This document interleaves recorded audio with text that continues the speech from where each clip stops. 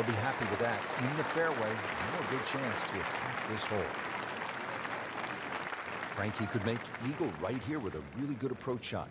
Yeah, well within his reach, too. And, Rich, if we just sit back and relax here, I think we're going to see perhaps a very good look at eagle coming up. I like the looks of this one. That is just an outstanding shot right there. And now a chance for an eagle. Not a gimme, but well within his range.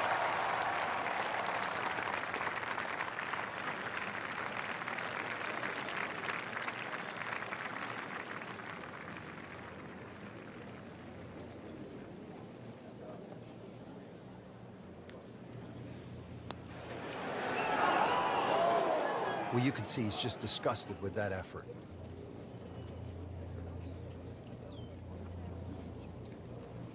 This one just requires a little bit of focus.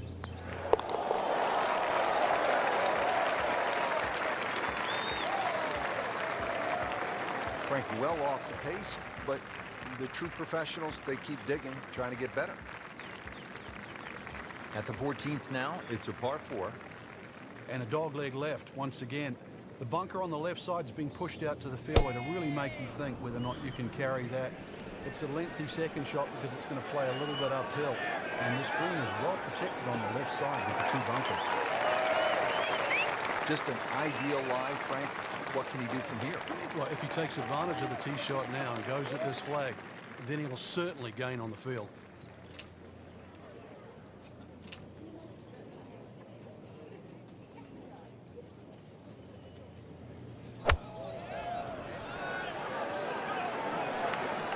This is taken off on a weird line. And it's going to be in the rough, it looks like. Playing this par 4, still not on the green after that second shot. But still not done. A good third shot. Maybe get away here with par.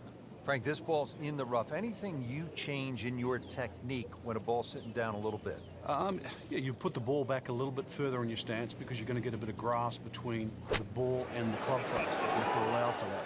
And keep that club moving. That grass is going to be that grass is going to create a certain amount of resistance. Now a 7-footer.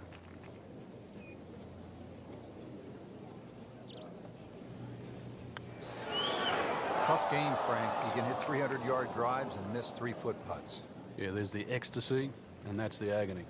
He needs this for bogey.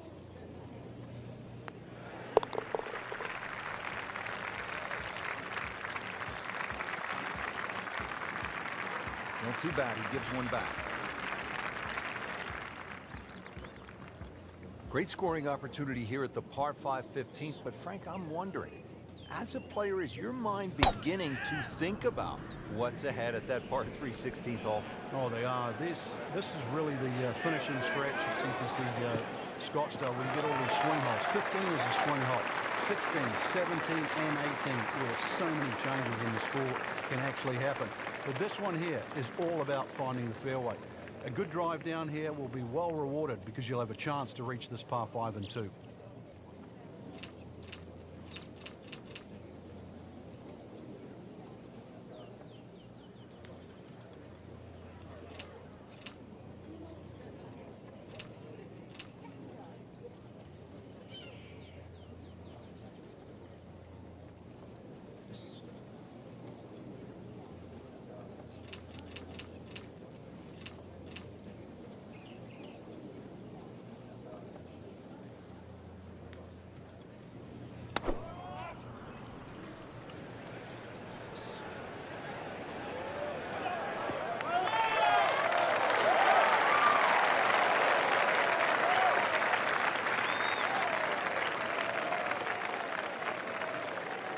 Third shot, looking for a good one.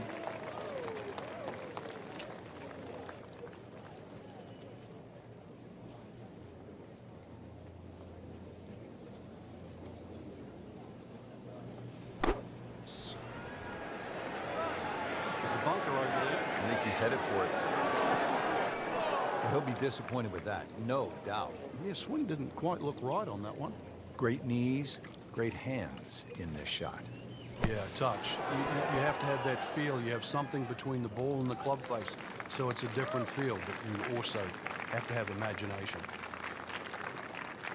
Standing over this putt, concentrating on the read.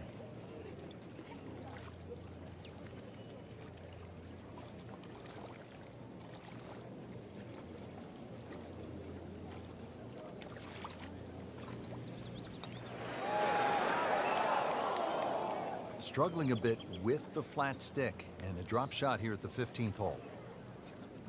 Makeable putt right here. He is currently sitting at 1 under for the round.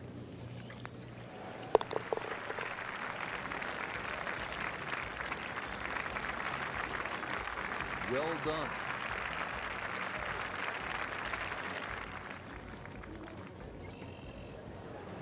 Well, here we are at the 16th hole, looking at just over 160 yards. Doesn't seem all that daunting, Frank. But 160 yards with 20,000 people, horned into a little stadium in the desert, that makes it a different story. It certainly is. This was one hole, too, where Tom Watson would send his caddy forward. He would stay back by 15. His caddy would get his yardage. Watson would simply walk on the tee. His caddy would give him the club. He would not go through his normal routine. He would simply just head away. It was one hole that he never wanted to think about. It might look simple, but it's what the player feels.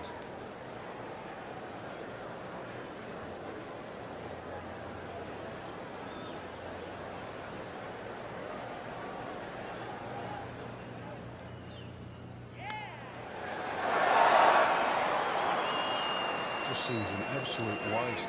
Got to take your time.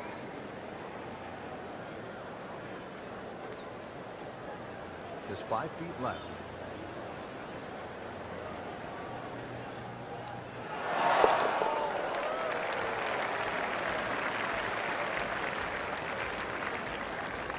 He'll take par and move on. Frank, when you get to the 17th hole, we always recall maybe the single most bizarre shot in the history of golf. Yeah, everybody talks about maybe a hole-in-one at 16, but really 17. And the player was entering the gig. It was a good tee shot, don't get me wrong. But Rich needed an assist. Well, the assist came from Tom Byron, whose brother Kurt is a commentator for the Golf Channel. Tom Byron was just minding his own business, standing on the green, sort of leaning on his putter, and you know what happened. Yeah, the ball hit Tom Byron's putter and then careened into the hole. So, 17. Made famous, a little bit of history, with a couple of numbers to grab up from the past. Frank, that's just a really good putt right there. Yeah, that's why you call lag putting. You get outside a certain distance, and really your mind has to be about two putting and not trying to do a hole.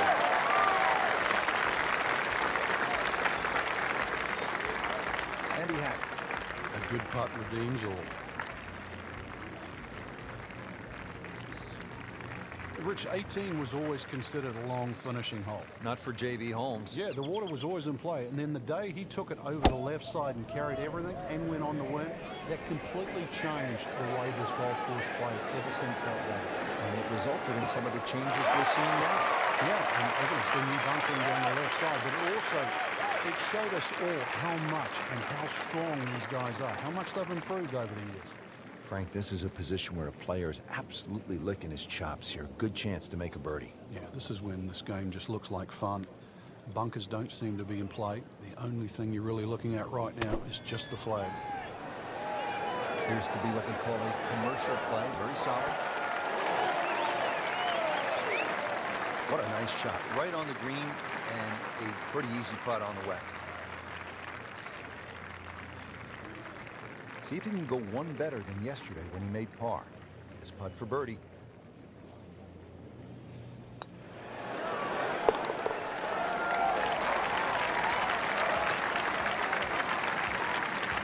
He's made it.